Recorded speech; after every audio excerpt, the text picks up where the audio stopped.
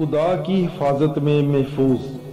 ज़बूर 91। ऐ तू जो हक ताला की पनाह में रहता है और कादरे मुतलक के साए में सुकूनत करता है, खुदावंद से कह कि ऐ मेरी जाए पनाह और मेरे किला, ऐ मेरे खुदा जिस पर मेरा तवक्कल है, क्योंकि वो तुझे सियाद के जाल से और मुहलक वबा से रहाई देगा। वो तुझ पर अपने परों से साया करेगा और उसके बाजुओं के नीचे तुझे पनाह मिलेगी। उसकी सच्चाई तेरे लिए सिपर और डाल है, न रात की हैबत से तुझे डरना पड़ेगा और ना ही दिन को उड़ने वाले तीर ही से, ना उस वबा ही से जो तारीकी में चलती है और ना उस हलाकत ही से जो नीम रोज के वक्त वीरान करती है।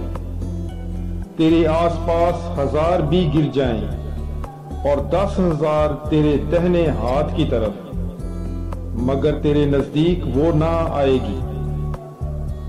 बस तू अपनी ही आंखों से ये देखेगा और शरीरों के अंजाम का मुआयना करेगा, क्योंकि खुदावंद तेरी पनाहगाह है और तूने हक ताला को अपना मुहाफ़िज़ अख्तियार किया है।